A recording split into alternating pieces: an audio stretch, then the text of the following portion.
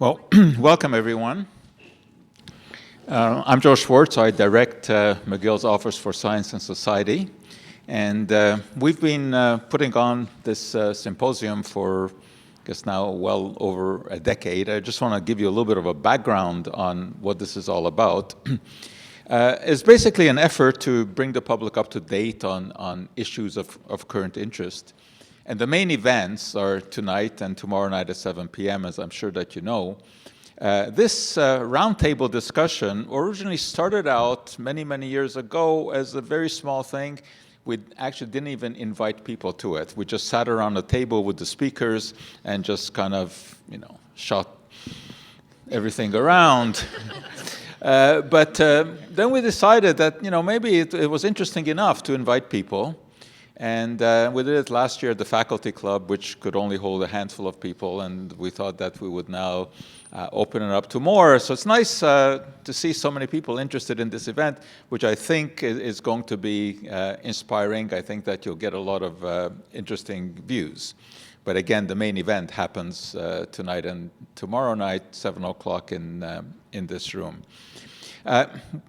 Tonight, or this afternoon, in addition to our speakers, we have a number of guests who have expertise in this area and, of course, will contribute wisdom to the discussion. And we're not going to do an in-depth introduction here because, first of all, you have the handouts where you can see who everyone is, and I don't want to take too much time away from what promises to be an elucidating discussion. If you don't have one of these handouts, you can put up your hand and it will automatically be delivered to you. But just very quickly, we will go around so that you have an idea of who people are. At my extreme left is Lauren Trottier. Lauren is the philanthropist who is behind this. He was co-founder of Matrox, which is a very large electronics company, and he has a passion for science. And he started the notion for this symposium many, many years ago because he, like many of us, realized that there's a lot of misinformation out there. There's an epidemic of scientific illiteracy. We're trying to vaccinate people against it. So that's how it all started. So we, of course, owe a lot to Lauren for this. Next to Lauren is Tal Arbel, and she's a McGill professor. And she is, of course, interested in computer science. She's a professor in computer science. And AI, of course, is right in her bailiwick. Alex Shee is different background. He's a lawyer. And as I understand it, you were the youngest to graduate from McGill Law School. Yeah. Right? Yeah, one of the youngest. Does that mean you were ill-prepared for life? Or? Yeah, probably ill-prepared. Okay. And Alex actually is head of a company, and they promote innovation, and a lot of that has to do with AI. Cameron Smith comes to us from Portland State University, is one of our speakers, and he will be addressing the public tomorrow night. And he's an anthropologist, but he has earned a great deal of fame for designing, believe it or not, a spacesuit. Not for NASA, but for the average person. And he's actually going to try it out by going in a balloon to great heights, hopefully 70,000 feet. And there's a lot of technology involved in that, I can tell you. So that'll be very interesting. Ian Kerr comes to us from University of Ottawa. And he's also a lawyer, but he has cross appointments in medicine, what else? Engineering, information science. He seems to be a Renaissance man, right? And interested in privacy. And of course, there's a great deal of interest in that area now in terms of what is going on in social media and privacy.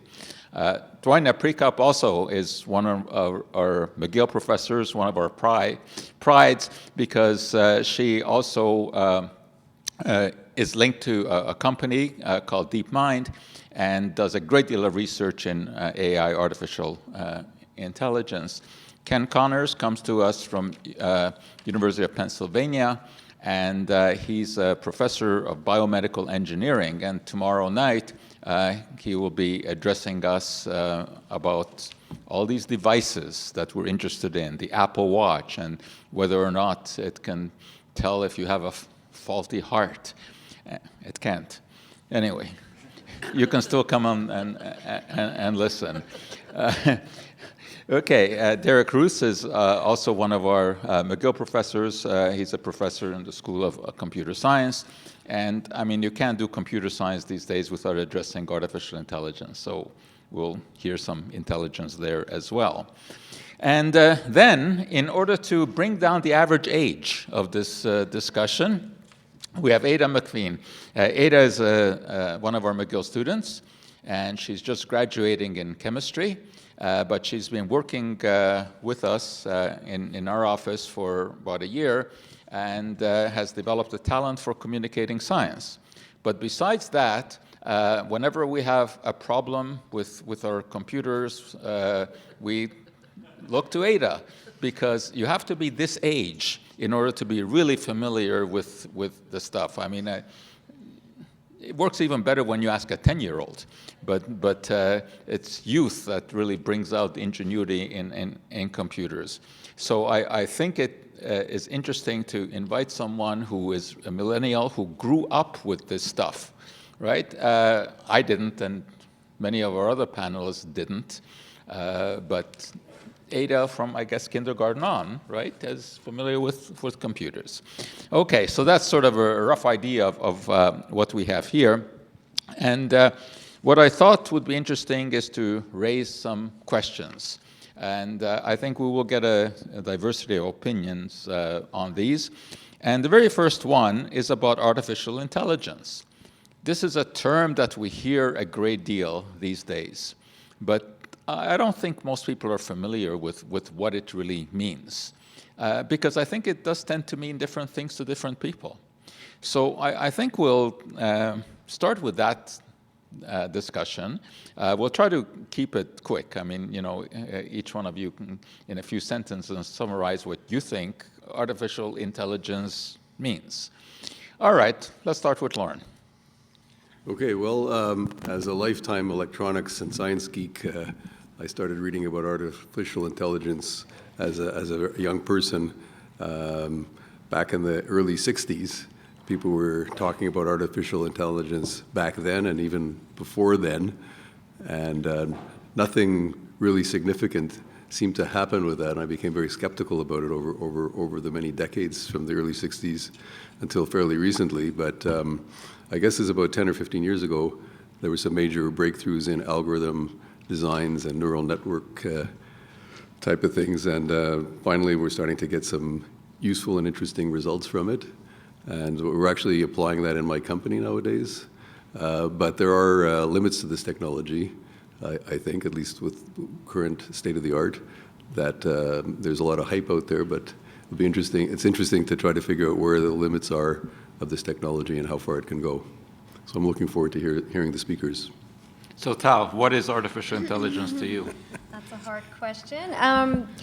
So artificial intelligence to me means getting basically computers to understand the world.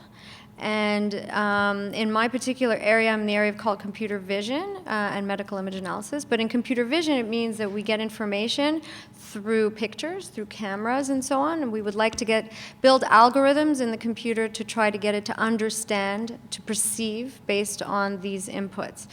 I think the interesting question is whether we would think of artificial intelligence as being sort of modeling human intelligence or not.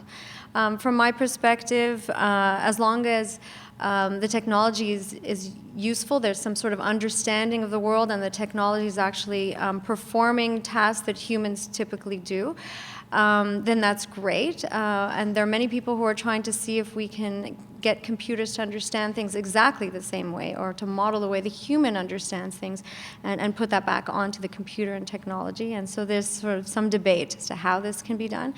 But those are my thoughts. Alex. So for me, I work at Element AI. We take cutting-edge artificial intelligence research and we develop products with it for industries.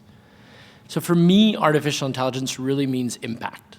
It's impact in terms of the way that it can create a competitive edge for companies. How can it help them generate higher profit margins, lower costs?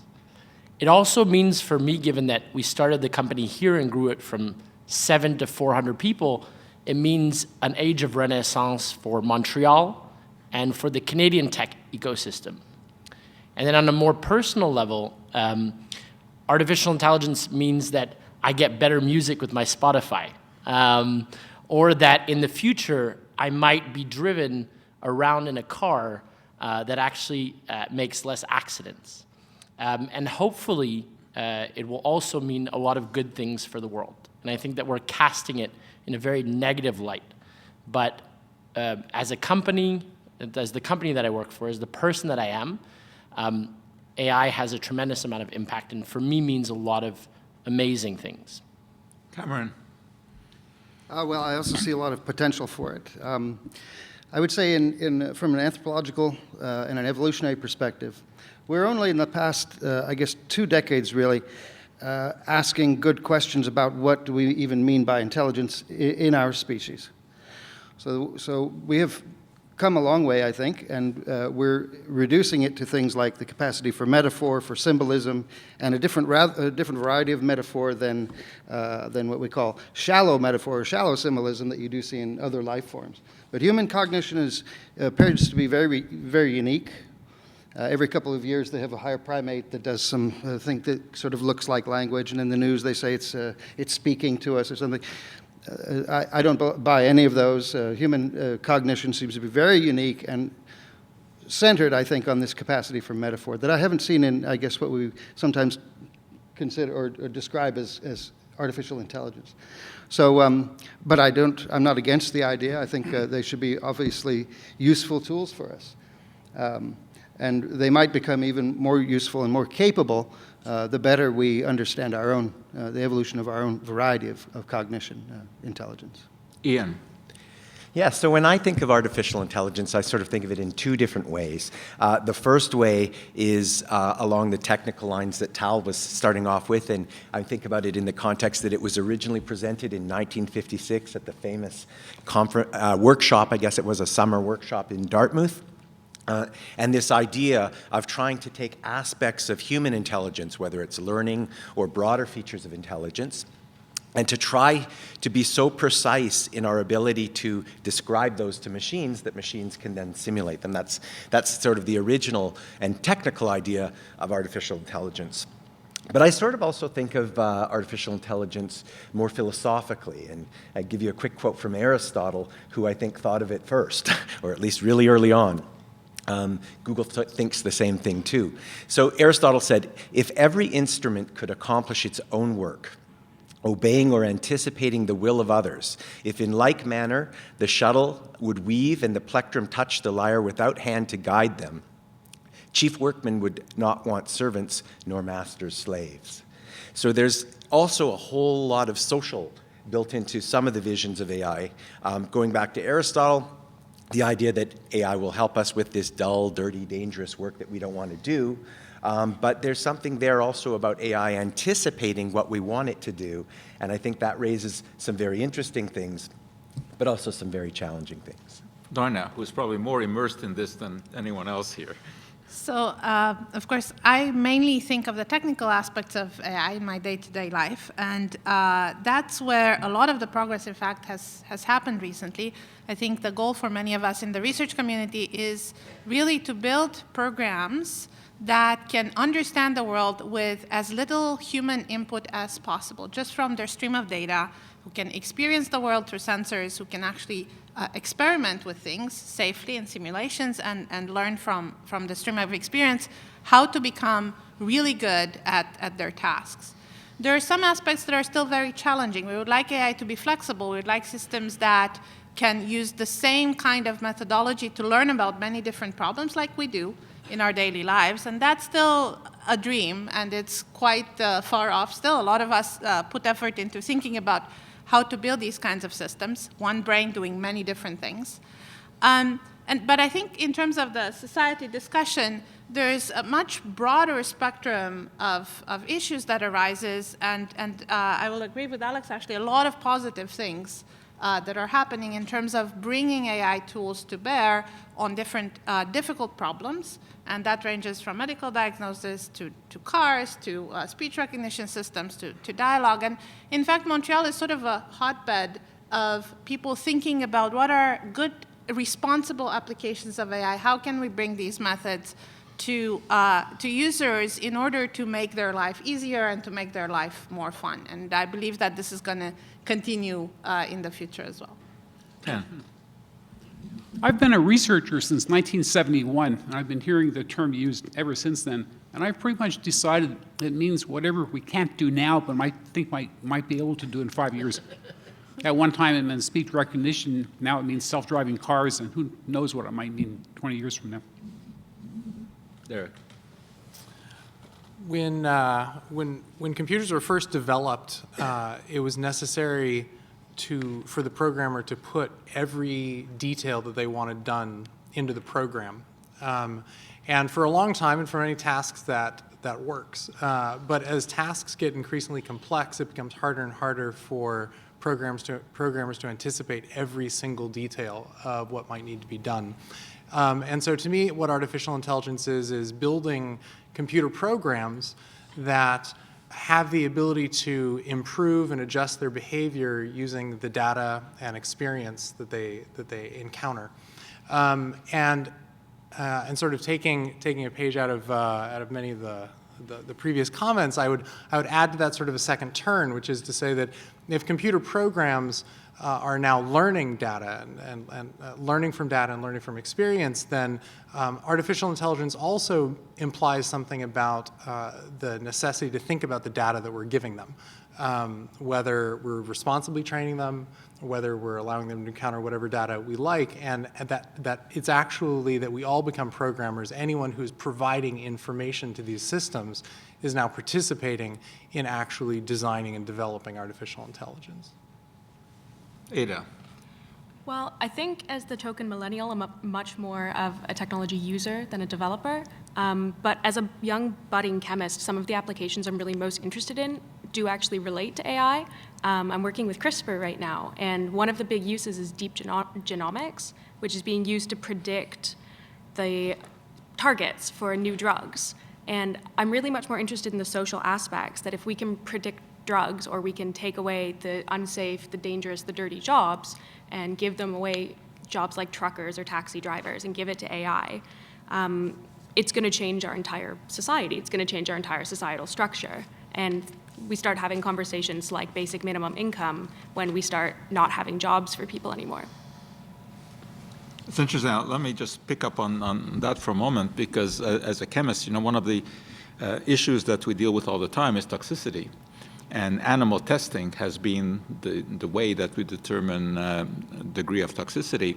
But today, with programs using AI, it is possible to look at molecular structures, put them into a large data bank, put into the data bank experiments that have been done with animals, and link a molecular structure to what we've seen in animals to predict whether or not a new compound that is being developed based on its molecular structure, will it have the kind of effects that we think that they will have without doing animal testing.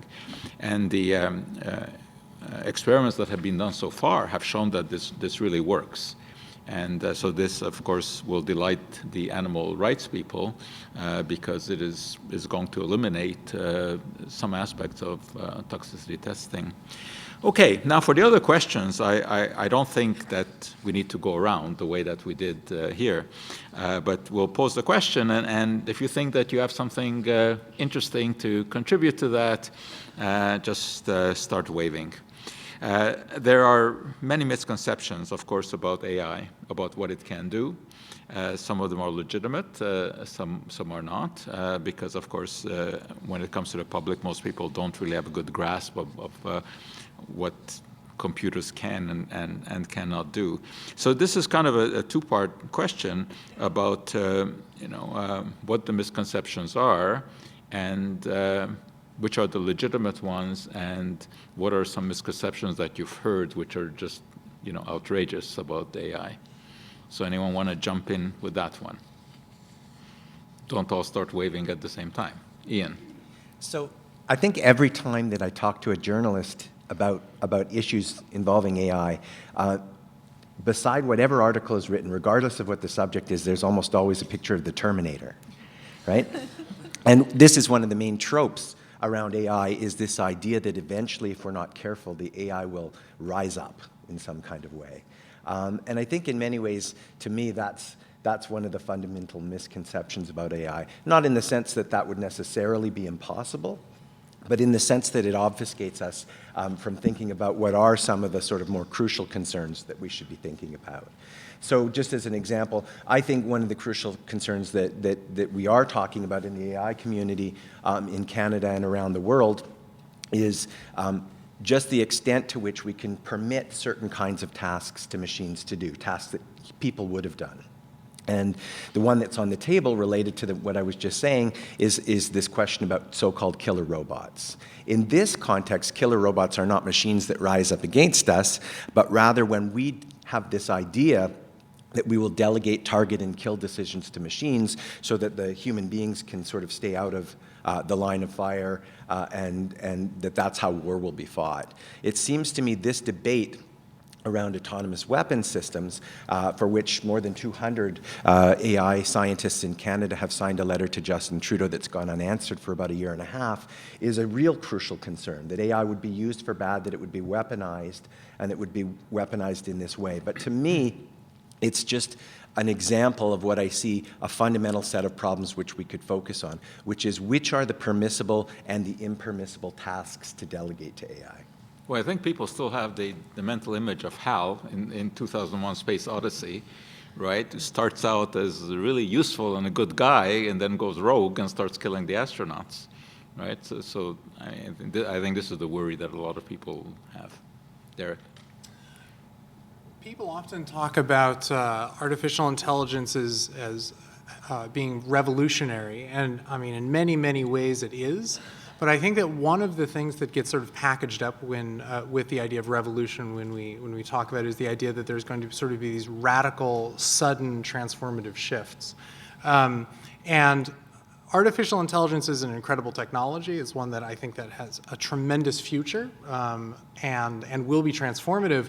But I think that one of the things that's becoming clear is that artificial intelligence takes a long time and a lot of effort to actually deploy in effective ways. And that isn't to say that we shouldn't be taking strides to actually implement it and to develop it, but it's not the sort of thing where we take a technology, we sort of drop it in with a database or a bunch of data, and then suddenly it's performing the next task. It's something that requires a lot of effort, a lot of thought, a lot of engineering. There are very few turnkey artificial intelligence solutions where you can take them, put them into an organization, plug it in, and then it does its job. Even the things that sound packaged can take a long time and a lot of engineering efforts to actually make relevant. And so when we talk about revolution and AI being revolutionary, I think that in the long arc of history, we'll look back at this time and say, yes, that was the beginning of something very exciting.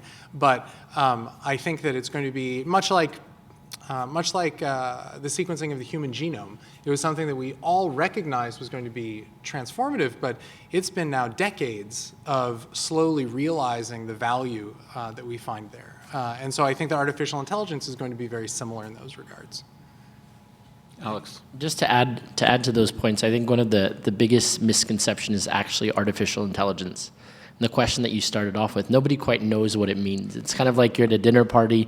I work in artificial intelligence. It's really cool. Nobody knows what that means, so you can kind of get away with it in all kinds of different circumstances. In the past life, I was actually an investor, and I saw the switch when it started becoming more and more commercialized or in people's hands. Every startup suddenly had artificial intelligence. And then you ask them about their expertise or what it could do, and nobody quite knew what to say or what to do. So I think the biggest misconception is oftentimes, what does it actually mean? What's the impact?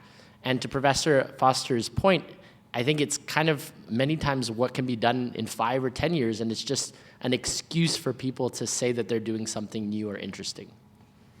Well, that kind of leads into the second part of that question is what's the opposite of misconception? Where do you think it will actually have the biggest impact? I'll let you go. So I can chime in there.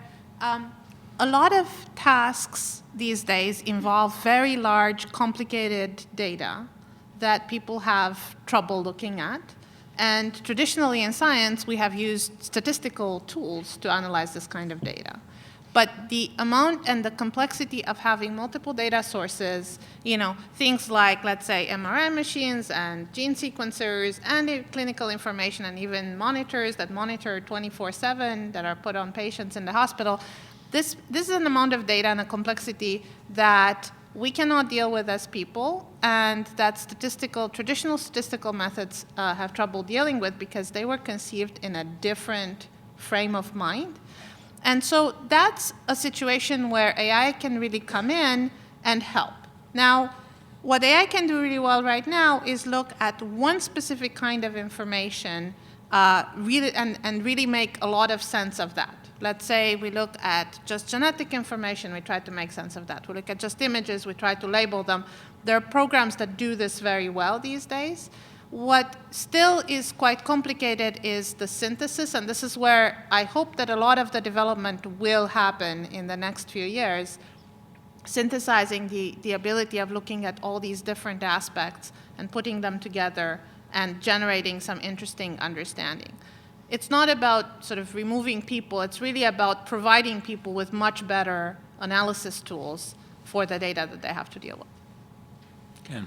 Yeah. I'm sure that many organizations are buying into it in a big way, even though they may not know what they're doing. I'm quite sure that the intelligence and security people in the United States are using AI to try to find out who the bad people are. And I wouldn't be surprised if the Chinese are using this to find out which of their citizens might require more supervision. So I'm sure it's being used. Whether it's being used well and in productive ways is, of course, a different question. Alex? I think to that point, most or the biggest impact that will actually take place will be in private companies that are driven by shareholder value. The techniques that are being utilized at most scale, even the examples that were just raised, are actually being done by private companies. So SenseTime in China is powering all of the computer vision that's allowing the Chinese government to be able to identify, classify, and then take action on its own citizens. Why? Why are privately held companies or publicly traded companies the place where it'll happen? It's because they benefit or have a direct incentive for there to be cost reductions and revenue increases, profit margins, and that's where we are right now with artificial intelligence. It's the ability to optimize processes, to replace certain tasks, and to arrive at better results with less people. And so it creates also these problems of, if that's what's going to happen, then the first people to integrate it will actually maybe win that war ultimately, which is the war of wealth creation and wealth aggregation. Huge issues come up, but the part of society that will change the most will be those that benefit and have the most incentive to do so. As soon as we start discussing AI, robots come into the picture because, of course, people think that robots can be programmed to do almost anything. And I mean, historically, we've kind of grown up with them. I remember Lost in Space. How many of you remember Lost in Space, that TV program? Well, that's where I first saw robots. And then, of course, we had C-3PO, and that's sort of a picture that most people have of robots. But the fact is that most robots don't look like that, right? Some robots dwell inside of our computers. Some construct automobiles, and they look totally different from a human. So let's give a few thoughts to that. What can robots actually achieve? And is there any concern about designing more intelligent robots? Tal. So robots can do things that are dangerous for humans to do. So if you can imagine robots going into areas with landmines, for example, and navigating through. Robots, you may all be familiar with robots such as drones. Drones have become incredibly useful for a lot of different tasks. For example, drones with cameras can navigate over fields and determine when some crops are dying, or determining patterns of animals in the water, whales, and determining determining if people are fishing illegally and so on. There's so many different applications now with robotics in the context of drones. Many companies, as you had mentioned, many companies interested in, for example, delivering packages. Amazon's very interested. We may have drones flying all over the world, actually, quite shortly, which brings up a whole other set of, as you had mentioned, impacts in terms of thinking about whether this is ethically okay and what happens when drones land in traffic and cause an accident and so on. But drones and robotics in general has permitted sort of doing a lot of the tasks that are very, very challenging for humans and also very dangerous. So in fact, helping in many ways. Lauren. Just mentioned my company is involved in something called machine vision, and the main application for that is in factory automation, where robots are used to automate production. And what's happening in the manufacturing sector is that more and more of the manufacturing that's going on is becoming automated. Robots playing a big part in that, and so the amount of human labor required to produce anything that's manufactured is going way down. So there's a question of loss of employment, but it's also much more efficient to produce that way. So that's a big application. You mentioned of robots. Amazon wanting to deliver things. I saw an interview not long ago with a guy, I guess he was sort of in the backwoods of Alabama, and they were asking him what he thought of this, and he said, "I'm really looking forward to it because it's going to be a lot more fun to shoot down those than to shoot ducks." And robots, as you mentioned, can do so many things, and there's a lot of discussion in terms of space technology about sending humans into space when so many of the tasks could be performed by robots. So Cameron, what do you say about that? Well, I was just at Arizona State University's School of Earth and Space Exploration. Everybody there is heavily invested in robotic technology, but it really isn't autonomous robots. The machines that drive around on Mars, very few of their decisions are made by themselves. It's programmed and then it's sent up. And I will tell you, everybody there, robots are relatively cheap and they're working very well. We've learned a lot. But everybody there really feels strongly that one human astronaut on Mars would be able to learn a tremendous amount more in a few days of surface geology than we have from the robots. And I think it's very interesting that we're describing what they're doing. They're used for drones. They're used for pattern recognition. They're used for things that a buddy of mine who uses it for radio astronomy describes as machine learning. And he makes a hard distinction. I'm sure you can all talk about it. I'm not in AI. He makes a hard distinction between machine learning, which is great for these very limited things, and intelligence. And a general intelligence, making ethical decisions, that's a very different thing. And right now they seem to be rather, robotics and AI seems to be rather channeled into these very specific things. So I think for the moment we're good. The big question about the rise of the machines and everything, that's when it becomes really autonomous. And that's where people, I think, have a real concern.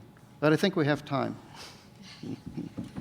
Okay, let's attack which probably to most people is the most interesting aspect of the potential of AI, and that has to do with health, because let's face it, health is the most important thing. If you don't have it, nothing else in the world matters. And there is a role to play for machine learning in health, of course. And the question is, how is this going to change medicine and medical education? And just to introduce that, there's some very interesting research now being done at McGill, at Douglas Institute, and they're looking at Alzheimer's disease and building programs to diagnose the probability of someone developing Alzheimer's in the future. And this is absolutely fascinating to be able to come up with algorithms, that will determine this.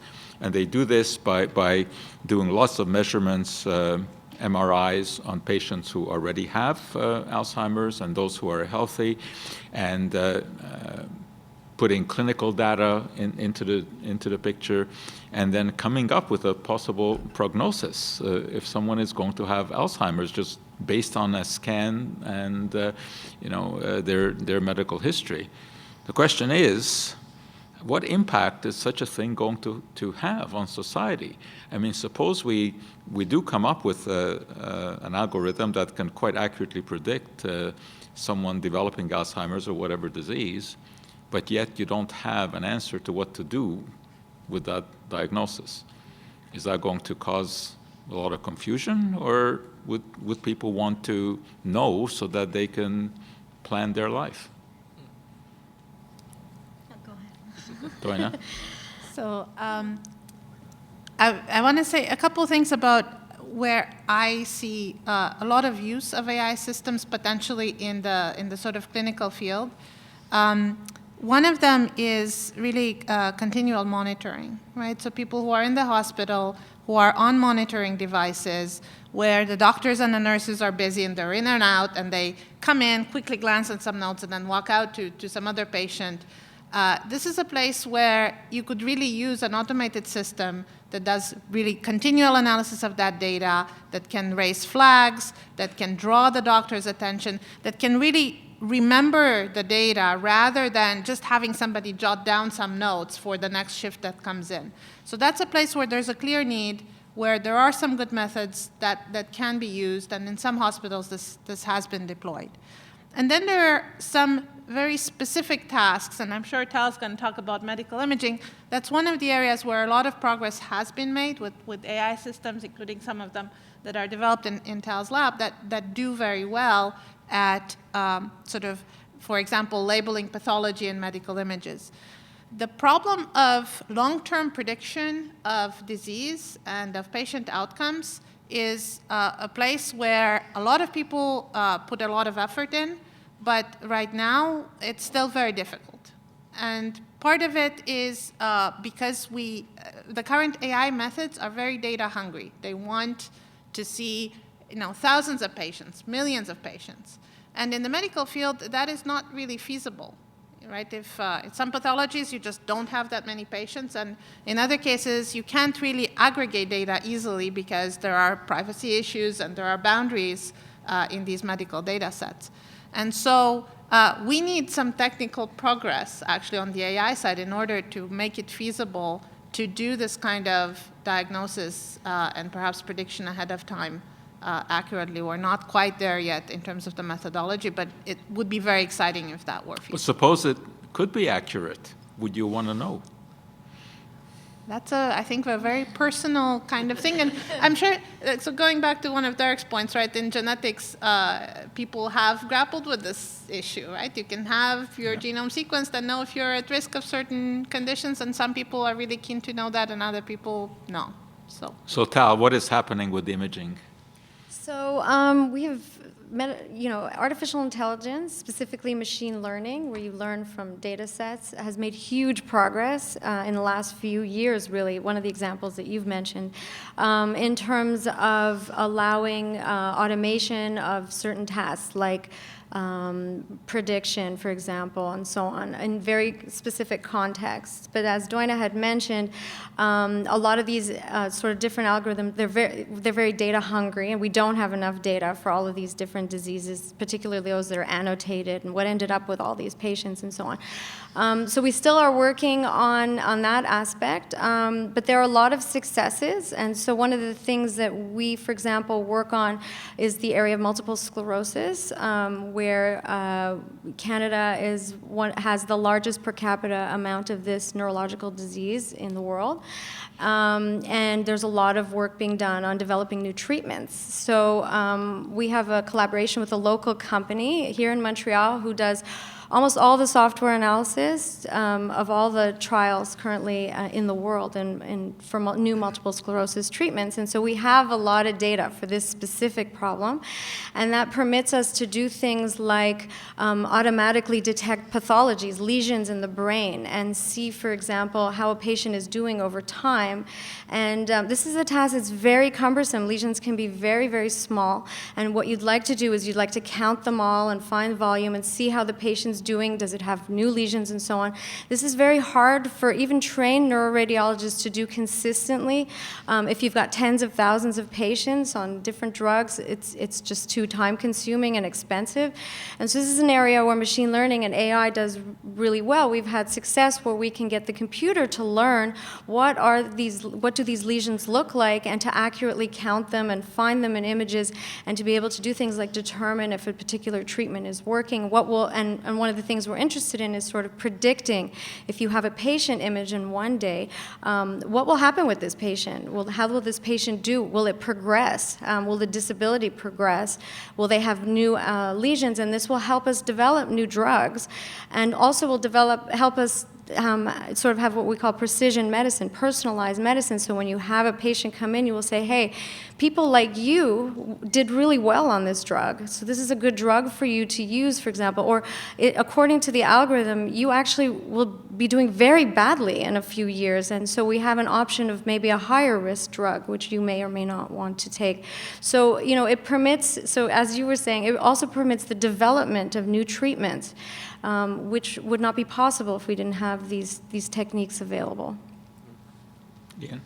Yeah, so I want to come in and take this interesting stuff that we're learning about in AI and bust it open a little bit, and refer to a forthcoming article that a colleague of mine, Michael Frumkin, and I are publishing in the Arizona Law Review, along with your rock star colleague, Joël Pineau, McGill computer scientist. And in many ways, the question you asked had us try to imagine what happens when AIs can outperform doctors, at least in a narrow range of tasks. And it raises really interesting questions. I guess the first comment I'd make is that we've so far talked about AI as though it stands alone, as this autonomous thing in and of itself, and how does the world change as a result of it. And I think it's important to remember that the AI itself is socially situated. And so one question we might ask is, how do those kinds of AI developments work in conjunction with certain societal forces, and what are the implications of those? And so one example is the field that I'm in, which is law, and the question of how tort law, the law around medical malpractice, then drives the use of these AIs when those AIs outperform humans. So we can imagine certain circumstances that might arise where we have a situation where the AI predicts certain kinds of outcomes, and maybe a human doctor disagrees with that. And we find ourselves in this human-robot disagreement, and we have to start thinking about how we're going to resolve it. Well, one of the things that we've been thinking about and researching on is how law would respond to that.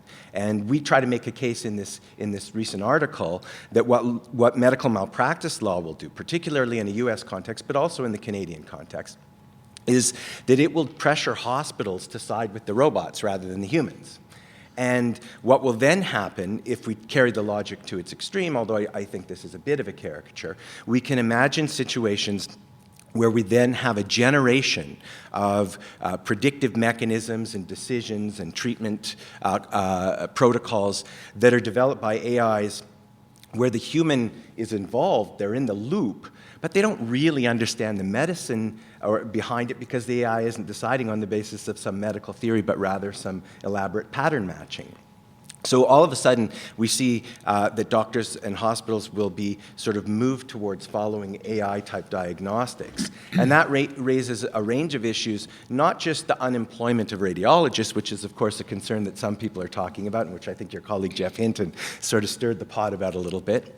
But even more so, this question that I think is important, which is the question of medical epistemology. How do doctors stay in the game and get to keep knowing all of these things if we do actually move towards AI decision-making, which I think is a possibility. And to me, I'll just finish by saying that is an example of what I would have said on your question about 2 questions back about what is a sort of a chief concern around this. And it's not the AI uprising, it's the over-dependence or the over-reliance on AI, which might in fact be something we're pushed towards by existing legal and social structures. Well, one interesting thing that comes about out from what you mentioned is, like, let's say in radiology, where it has a tremendous impact. I mean, you feed millions and millions of mammograms in, and the machine can diagnose better than a doctor. But what if the diagnosis is wrong? Who do you then sue? Well, there's the question of liability there, but there's also the question of how do you make sure that you don't have that happen. And what we're seeing so far is that, in fact, sometimes it's harder to catch the errors in an AI system for the reasons that I described earlier. So the law will develop mechanisms to deal with that situation. One of my concerns, as I've already expressed it, is that if we stick with traditional tort law, that will fall to health providers in a way that will either bankrupt them or else cause them to sort of shift the way that medical services are provided. So, I mean, we have existing models. It's not like we haven't thought of these things in other contexts. We can take what the law calls a strict liability approach, which sort of says that, you know, whoever's using the machine and sets it in motion, it doesn't matter if they're negligent or not, they'll be found liable. We might find that negligence is a better standard. But what we're suggesting is that the liability question isn't the interesting question. The interesting question is, how do you reframe tort law in a way that really keeps the human in the loop in an optimal kind of way, so that it encourages that behavior rather than discourages it? Ken, then Alex. Machine learning fundamentally is just a collection of mathematical algorithms that let you build better statistical models, faster or more efficient to use. And any kind of statistics, the success depends on how you use it.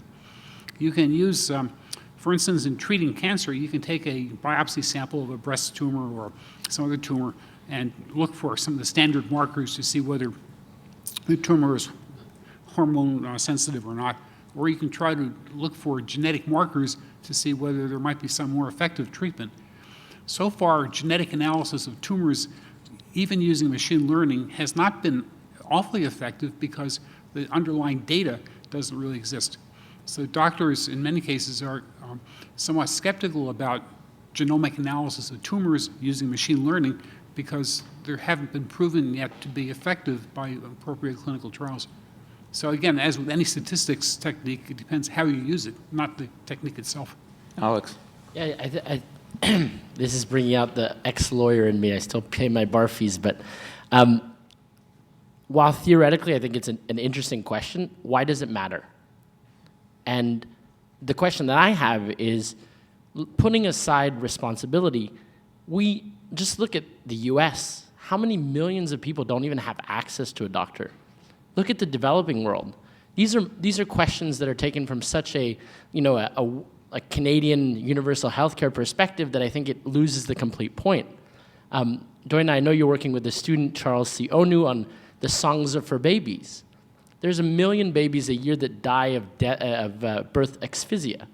If you can put an algorithm that can recognize that, augment the work that nurses are doing or frontline care people are doing in areas where the only thing they have is a mobile network, who cares about tort?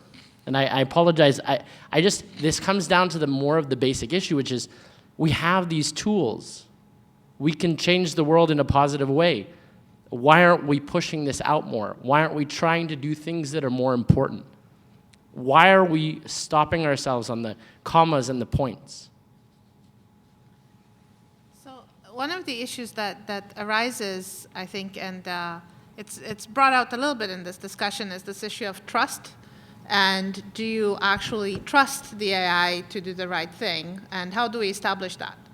And that's a great question. And, I remember when I was a kid, I grew up in Romania, and I had a pediatrician very early on who did not believe in anesthetics because he thought it was, new stuff that, to him was unnecessary. So needless to say, I changed pediatricians. But there is this kind of issue of, new technology comes in. How do I trust that it's actually a good tool? And I think, going back to one of the misconceptions, perhaps, sometimes people think, AI will come in, we'll put in some data, and out will come some model, and we'll just use that. And it's never so simple like that.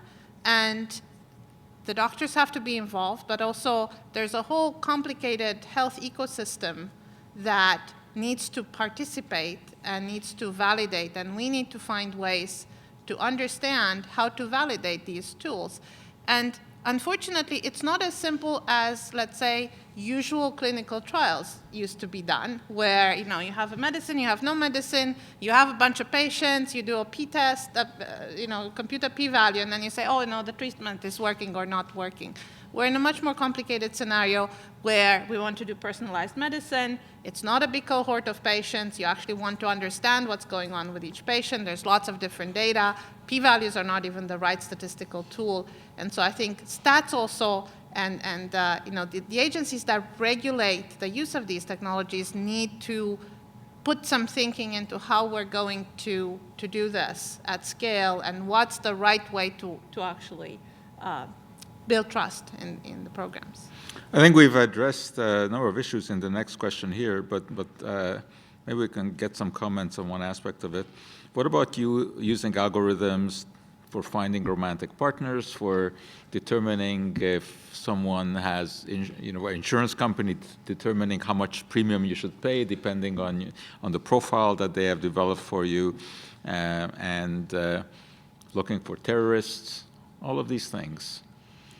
Any comments on any of those? Ada?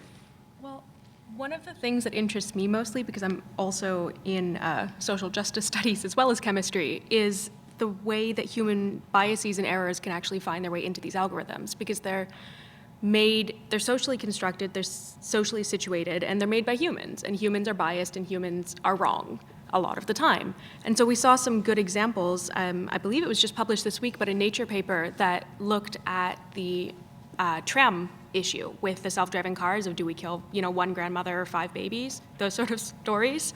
And they found that it very much varied by culture, by your social situation, by your age, by your class. So we can't make these algorithms that are going to make these decisions when the algorithms are making the decisions that the creators of the algorithms would make. Another good example is when the Xbox Kinect first came out. That was a long time ago, to me at least. It didn't recognize black people because they built the algorithm to recognize facial features off of an entirely white and Latino cohort of people. So we have to be really careful when we're making these algorithms that we're not just propagating the same errors that the individuals are making. Cameron? I have two brief comments. One is that a moment ago I said, oh, we have time. Well, from this perspective that you were just mentioning, Ian, the issues are on us right now. So the comment that we have time before these are a problem, I guess that really is that sort of self-assembly, Terminator kind of thing. I have a student who was in engineering, actually, and she told me just recently she had taken a class in machine learning, and of the books assigned, now this is at an American university, of the books assigned, there was, of course, all the curriculum for machine learning, but there was also a book of ethics in AI. And she said, however, there was no testing on that, and nobody read it. She read it, but none of her classmates read it. It wasn't taken seriously. But the questions are on us now, some of them. She did include also a bias, or she's also interested in that question of the biases that are being written in by the people who write the code right now. Ian, then Derek. Okay. So we've been talking in different contexts about prediction. So we've been talking about prediction in the context of illness, and now in a sense we're talking about prediction in various social circumstances. And I'm guessing most people on the panel will agree that there's different considerations that go into those kinds of predictions. I think we can think about predictive algorithms in 3 different ways at least. One is that they make consequential predictions. So a prediction that's made about a certain tumor will have the consequence of having somebody behave or act in a certain way as a result of that. A second is that they make preferential predictions. That's kind of like what Google likes to do when it shows us ads. They want to figure out what our preferences are and sell us stuff. But the third kind, and I think it relates to the point that Ada was getting at, is that machines are being used to make what I call preemptive predictions. And that is where the prediction is made to change the behavior or stop something from happening in advance of it happening, which is a real shift on the entire sort of due process model of the way that we think about things. And that shift, I think, is substantial, and I think it's something we have to worry about, especially as people about whom data is being gathered and predictions are being made. We find ourselves in situations where sometimes our life chances and opportunities are at risk by virtue of these predictions, and we don't necessarily have any say in the decision making. So due process, which is basically a package of rights that tells us to what extent we have the ability to be heard, to what extent we have the ability to participate in meaningful decisions about us. All of those things are at play when we talk about those kinds of predictions. So we could, to some extent, trivialize the question by talking about, using AI to think about romantic partners. But I think there's some really deep, important questions there about these other kinds of predictions that you raise in your question. Derek. We've been talking a lot about artificial intelligence and prediction, and of course that's a very important application of machine learning and artificial intelligence. But I thought, particularly within the context of Doina's comment about trust, that it's also important to think about AI systems that are actually interactive, that are actually interacting with us. And it raises a whole host of other kinds of trust questions, because when we start interacting with agents that are either truly anthropomorphized, or we can't tell the difference between them, and this is happening now. This is like, we don't have to wait for this to happen. This is bots. This is automated phone answering systems. There are plenty of instances where this is Alexa. I mean, we are either on the cusp, or these are present in the world. This is also going to create really problematic and challenging questions around trust, which is, when do you know that you're interacting with a human, and what are the rules that we should have, or what are the principles that we should put into place that govern how we interact with these systems and what systems are allowed to do? And I would look to the legal folks for thoughts on that, but I think that it's a really important question, and it's one that, frankly, as computer scientists, it's not built into our curriculum to actually think about how we actually do this, but it's going to become an increasingly important engineering question as well as legal question as we tackle this kind of thing. We all run around with these devices, right? Cell phones, connected to Facebook, to Instagram, to the emails all the time. Question is, what impact has this on society? I mean, I know I'm accused of checking my iPhone every 30 seconds, which is wrong, because maybe every minute, but not every 30 seconds. But what has this done to general life, Derek? I think one way that it has fundamentally changed our relationship with information. So I was actually speaking with a colleague of mine who is a former student of mine who works at Google, and one of the things we were discussing is how people search less than they used to. In fact, there's a whole generation now of kids that are growing up that actually don't really search. And the reason is because all information is delivered to us by the apps, by the platforms that we use. And so the iPhone or the smartphone has actually changed our relationship with the way that we choose to actually discover information. In some sense, we sort of have become oriented around sort of notification bias, which is we sort of wait for information to arrive and we respond to it that way. And of course, we have very powerful filtering mechanisms that give us information that's relevant, but we are slowly, there are indications that we are slowly losing our interest in actually seeking that information, rather than just waiting for it to arrive through the different channels that we subscribe to. When my wife and I have an argument, she'll pick up her smartphone and instantly find the right answer. So I think she's pretty good at searching, and that's not bad for a grandmother. She probably doesn't even need the iPhone to find the right answer, right? Why don't we ask Siri what she thinks her impact is? Just make a quick comment here about information. As we know from these symposiums, the history of these symposiums, there's a hell of a lot of disinformation out there. And so information that arrives to you automatically without necessarily you looking at the source of it and looking into it more deeply is not to be trusted in my book. And when I want to find something out, I do proper searches, and I do it with a skeptical mind, and I try to separate fact from fiction. And in this age of automatic information, beware. I didn't say that people were getting good information. They're just getting information. So I'm going to echo that a little bit. I feel that it's becoming increasingly important to teach critical thinking skills in schools at an early age. Not all schools are doing this, but some are. And you know, to sort of question the information that you see. Like, is it real? Is it an ad? Is somebody trying to get you to do something in some way?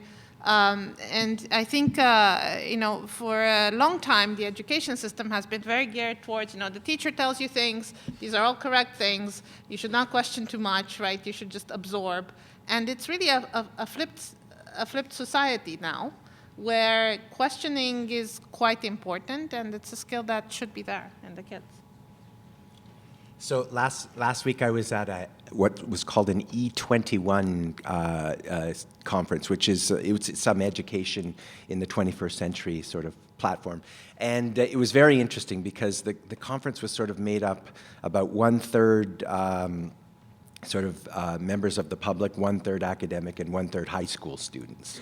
And it was very interesting to sit at the back of the room and watch what was going on before it was my turn to go up on the stage. And what I noticed was that every one of those high school students was completely engaged, full eye contact, watching the speakers 100%. Not one of them had their devices out, even though they had devices. And everybody who was roughly my age was on their device 3/4 of the time, sort of along the lines that you're saying. So I'll leave people to muse about why they think that's the case.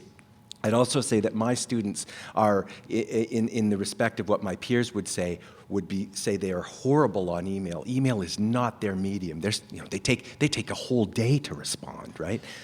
So there is something about us and being hooked on these devices. I was hesitant to try to answer this question when you bring it up today because on the train ride here, I watched episode 1, season 3 of Dark Mirror, which is called Nosedive, which is an episode that primarily looks at our connected world online, and in particular at this concept of social credit scoring and the way that the way that we are judged and operate in society as a result of this.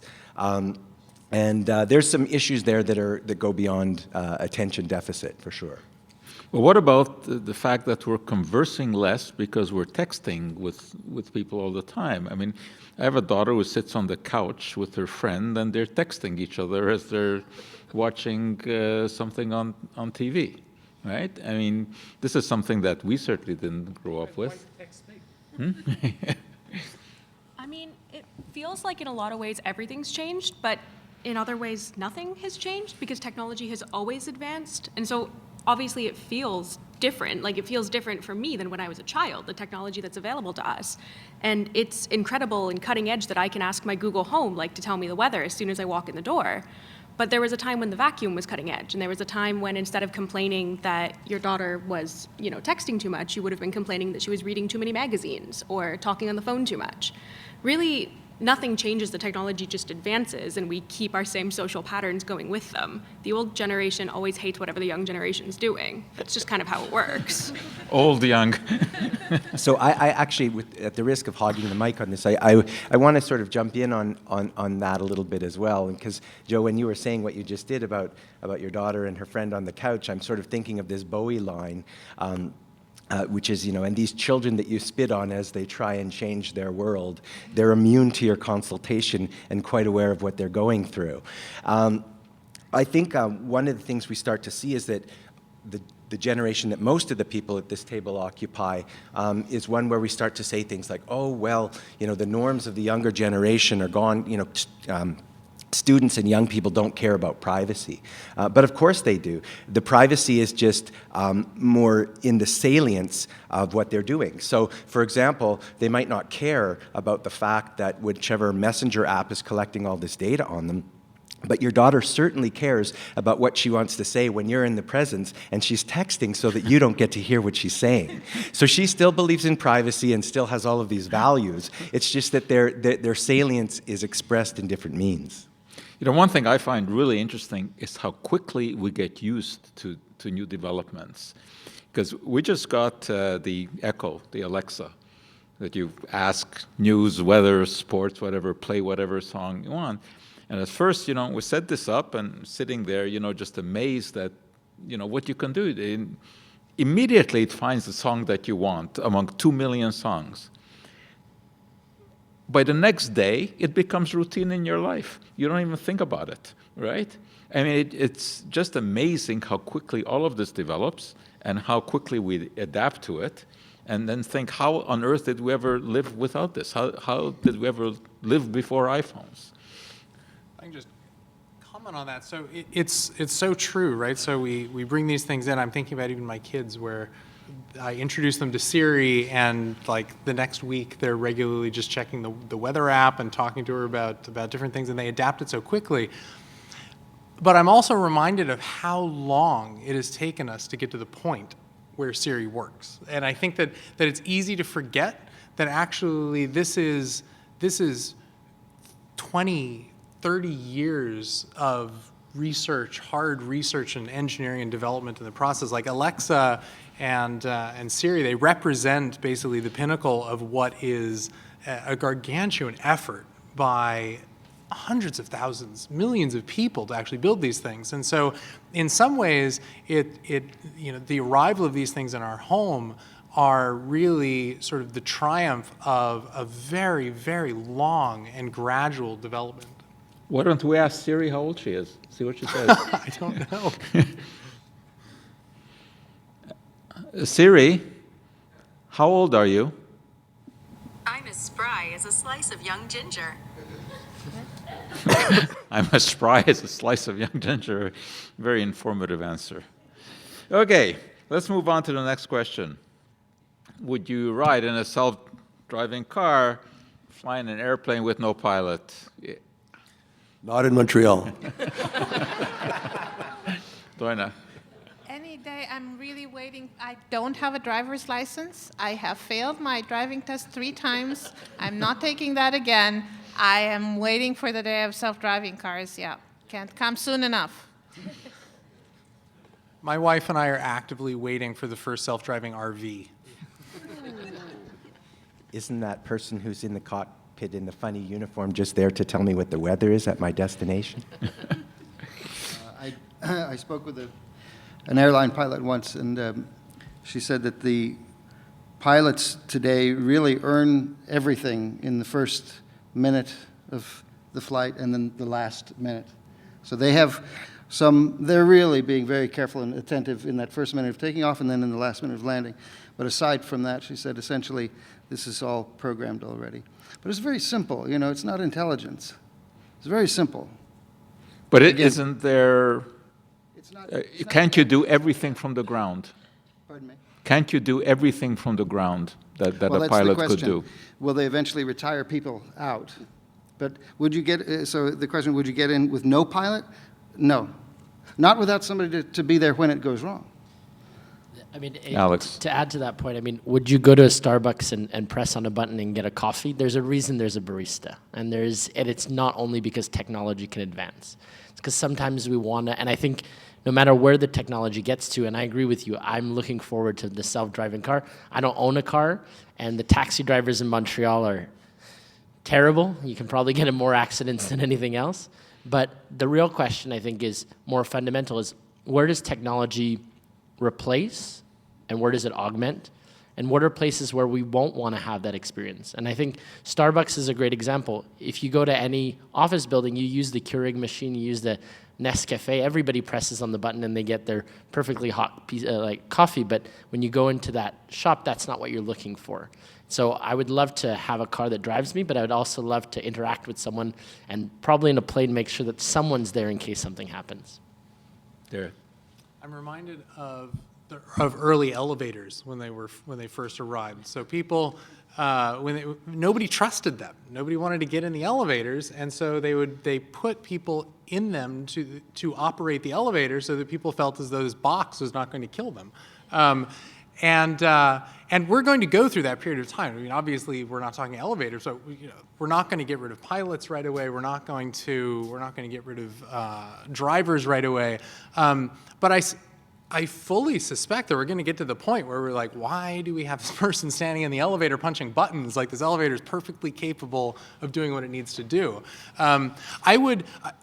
And in a moment of seriousness, I would actually break the question of whether or not you want to ride in a self-driving car, a self-flying plane, as actually one of, is it that you want a human there to do the job, or you want somebody to be there to correct the problem when it happens? And actually that actually becomes the question of how good is an AI at detecting when something goes wrong? Because we can build some pretty good conservative, like just land the plane, do something very basic in order to get it down. And so actually, I would feel quite comfortable riding in a plane, or flying in a plane, or riding in a car, as long as I knew that the AI was good at detecting the problem. If it could detect that something was going wrong, you're in pretty good shape. And I think that actually, that's something that machine learning and AI is pretty good at. It's like knowing when it's going way out of bounds, it can figure that out, and it can take action. Can it stay on the road? Most of the time, but as long as it knows to slow down when it goes off the road, I'm pretty good. Lauren, I know you fly model airplanes. Yeah. So what if you anyway, just made the plane bigger and put people in it? Tell you the truth, I would trust airplane more than a self-driving car. But just coming back to my flippant comment about self-driving cars, letting them loose in Montreal, I think that the self-driving technology can improve safety, and there's value to it, but I don't think you can just throw at the driver and throw at the steering wheel. I'll give you a good example of that very close to here. Right at the corner of Peel and Sherbrooke Street, for about a year, half of Sherbrooke Street was under construction. They were digging up the road and everything else. And that intersection of Peel and Sherbrooke, during business hours, from like rush hour in the morning till the end of rush hour at night, there were 4 traffic police directing pedestrians and cars to get safely across that intersection. And I challenge any AI system to do that. I just have a quick comment, and I agree that's a very challenging situation. But I guess my assumption, why do we all assume that everybody's a good driver? I mean, actually, humans, are not we're not all skilled in terms of dexterity, response time, hand-eye coordination. And in fact, there are many problems with humans driving cars, whether it's the fact that we are not very attentive, we're texting, we don't listen to the speed limits, we ignore them, we're in a rush, or there's drinking, there's impairment. There are people that fall asleep on the wheel quite a bit. So actually, we're not terribly good at it necessarily as a population. So I think we have to keep that in mind when we're thinking about who we're replacing. We're not replacing necessarily the highest skilled drivers. We're replacing sort of a lot of people that may not be very good at it. So I think this notion that you were saying as well, it definitely, we need to know when things aren't working out, and I think AI systems can be developed that way for sure. Lauren? Just make an additional comment about what the situation I just described. I think that self-driving and AI can improve safety, and for most situations it's going to work. But I think that these self-driving cars should have some sort of an algorithm, a threshold in them that say, this situation is something that I'm not sure. My degree of confidence that to make the right move is not very high, and alert the driver and say, listen, you decide what to do here. Such as that situation at that intersection I just described. If I could just respond to that, my entire research group is called Probabilistic Computer Vision Group, where we don't say anything without assigning a probability and a confidence to it. So I think that, yes, if one were to say, you know what, I'm really not sure, we can definitely put that into the algorithm, for sure. You actually used the word there that we should expand on replacement, because one of the issues that often come up is with all of this high technology, what about the workers that are being replaced? We're talking about replacing pilots, drivers, long distance truck drivers, whatever. Are the jobs that are going to be created with the technology going to cancel out the jobs that are being lost? So I want to make a comment, first of all, about what kind of occupations we might be replacing and whether replacing or enhancing is really the word. And so, we recently went through a personal situation. My grandmother was very ill. My mother, who's in her 70s, was taking care of her at home. And so there's a lot of physical aspect to that, which is really, really challenging for somebody to do. Now, if you had a robot that is there that can do the physical work so that the caretaker can focus on the person and attending to the person and doing the conversation and the other things, that would really help out a lot. So if you think about the aging population, for example, and would you replace caretakers with robots? No. Would you have a use for robots so that you can keep people in their home? Definitely, right? Assistive technology can really help in many different ways, monitoring, doing the hard jobs and so on, so that we can focus on other aspects. So I really don't think that jobs will fully disappear right away, but there will be a shift in terms of what the content of these jobs is, and perhaps that will allow us to focus more on the things that really require a human touch. Alex? Yeah, I agree with that. I mean, in the commercial context, that's what we often see. It's the discussion right now, and I think for the medium-term future is not about replacement, it's about augmentation. It's about understanding what tasks can be done in conjunction with a human and in a way that can augment the service that they're giving. And an aging population in that example is one of the most important ones for us as a society. You have places like Japan where they just don't have enough people to take care of their elderly, and they have, I would say, very conservative immigration policies. So how do they deal with those issues? How do you help more people with less resources? And we have more and more people on this earth, so we have to figure out better and better ways to use our brain and to help deliver those services. So I think that's the way that everybody in the commercial context is looking at it. It's more about augmentation than replacement, and it's much more, I would say generally companies are looking at AI as a feature rather than the core product itself, and those that are working towards core products are actually looking to augment humans. So Ken, I know you're going to discuss this mostly tomorrow about devices like the Apple Watch, monitoring heart function. What are the ups and downs? Well, the latest Apple Watch will have an app coming out in this calendar year, it's not here yet, that will allow people to monitor themselves for a particular arrhythmia called atrial fibrillation. And the sort of image that Apple gives is some healthy young guy saying, Apple Watch found my arrhythmia and I'm now here because of this. But the downsides are very significant. For the average purchaser of an expensive Apple Watch, the chances that they may have this arrhythmia is pretty small. And if they do find an arrhythmia from using this screening, it's either likely to be a false positive, or maybe they have a very rare sporadic bout of this arrhythmia, which would not harm them during their lives. But as soon as they have detected this, they become a patient, start visiting a cardiologist, and they're likely to be diagnosed with atrial fibrillation and being given reasonably significant drugs, anticoagulant therapy, which themselves are quite hazardous. So the average person is not likely to benefit from this capability, and they may even be harmed. Now, if a cardiologist thinks that his patient has a high chance of having atrial fibrillation and they didn't detect it during the office visit, it may be sensible to have them buy a very cheap monitor to see if this can be detected offline. But apart from that, I don't think the health benefits of using this are great, and the possible damage to people from this device is pretty significant. Okay, for the last one, Cameron. You don't have to come to my talk tomorrow night. That's what I... This obviously, the last question is directed at Cameron about the possibility of space exploration becoming more privatized. What do you think of that? I think the atmosphere right now is very much like early aviation in the 1920s and 1930s. It's very expensive and dangerous now. but so long as there's a demand for getting places quickly, as there was in the 1930s, then it'll become, people will invest in the technology, and the prices will come down and become more and more inexpensive.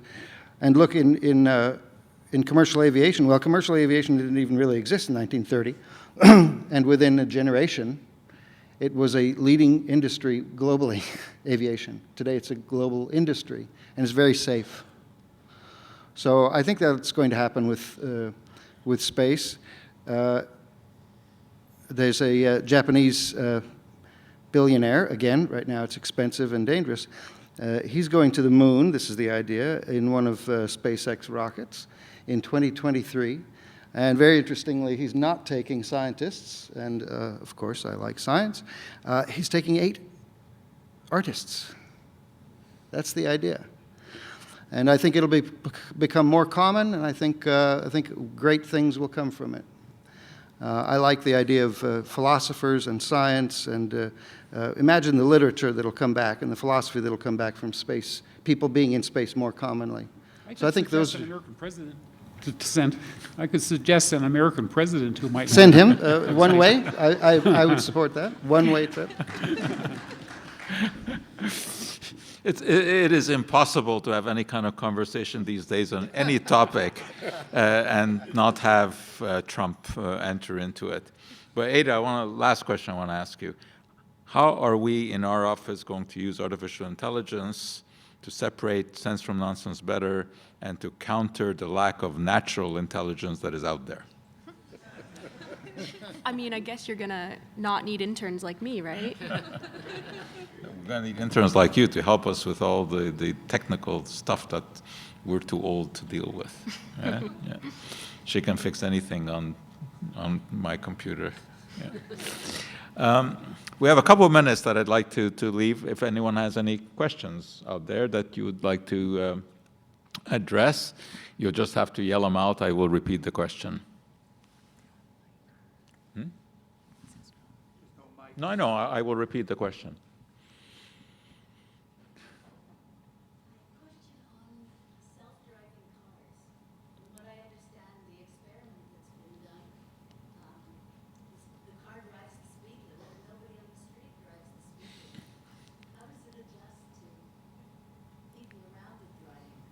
Okay, the question is about self-driving cars. How does it adjust to other cars around it, right, which are being driven either by people or are self-driven cars? So, if I can take that one. Cameras all around are actually tracking and detecting pedestrians crossing, determining velocity of the things that they're tracking, whether it's other cars or people on the street, and it will therefore adjust accordingly. But at the same time, they're programmed for safety, so they are programmed not to break the law. If there is a speed limit, the car will not go above the speed limit. Then that's because they want to respect the regulations. And I agree with you, that could be a problem. Well, not that it could be a problem, it will be a problem. And it'll be a problem because what we're talking about here now isn't just object recognition anymore, but we're talking about norms, and in this case, driving norms. There'll be pedestrian norms about, we're very used as drivers to when a pedestrian gives you a certain kind of nod, it means you go ahead, or if a driver gives a certain kind of nod. I was born and raised in Calgary, and there's this weird thing that happens in Calgary where if you're a pedestrian and you're standing on a corner, everybody stops. You don't have to be at a stoplight, you don't have to have the light working in your favor, they just stop because people sort of yield to pedestrians there. So you can imagine that brings us back to sort of the original question around bias in programming, right? So we have jurisdictional bias in this case, where if the programming and the machine learning all takes place in a jurisdiction that has one set of norms, all of a sudden we run into problems when there's other norms. So we're going to definitely have to get well beyond object recognition, which will probably be the first main challenge. I'm not to say that we can't have things count as proxies for norms, certain things standing in the place of others, but that's exactly where we run into all of the big questions that were mentioned here in terms of discrimination, bias, etc., because the machines responding there will only be as good as the proxies that we build into them. Ian, when you go out from here today, remember you're not in Calgary. Definitely. That's good advice. Anyone else have a question? Yeah.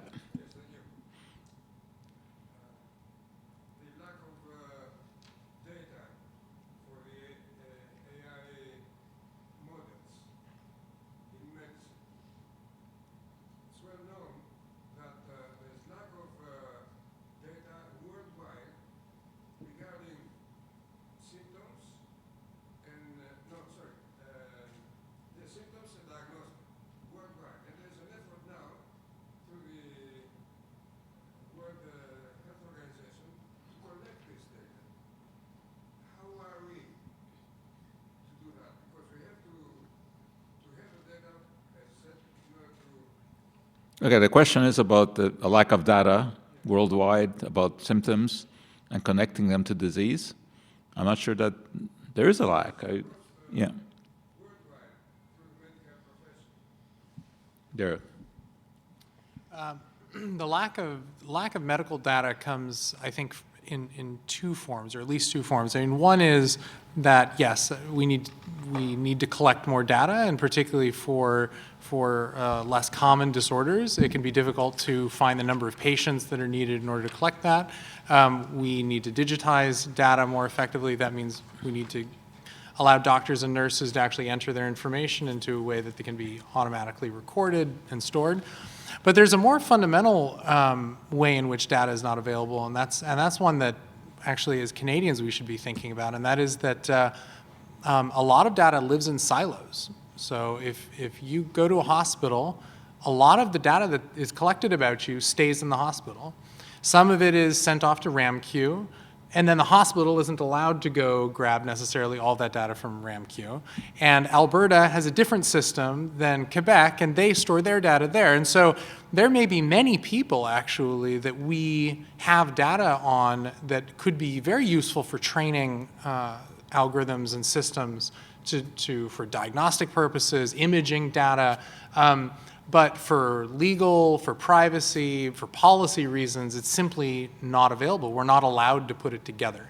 So this is something that we really need to be thinking about. And Canada is actually uniquely positioned in this regard because of its socialized health system. There are very few places where these silos actually sit. I mean, it's actually a very remarkable and exciting opportunity that Canada and a few other countries in Europe really uniquely have. To basically solve a lot of this data problem simply by allowing this data to be put together. And I wouldn't ever advocate that it just be thoughtlessly put together, but if we can think about it and understand and think about how to thoughtfully bring it together, it can become an amazing resource for building better diagnostic systems that are based on machine learning or on other things. Okay, we've used up our hour and a half. I think it's been very interesting, and I hope the audience liked it. I think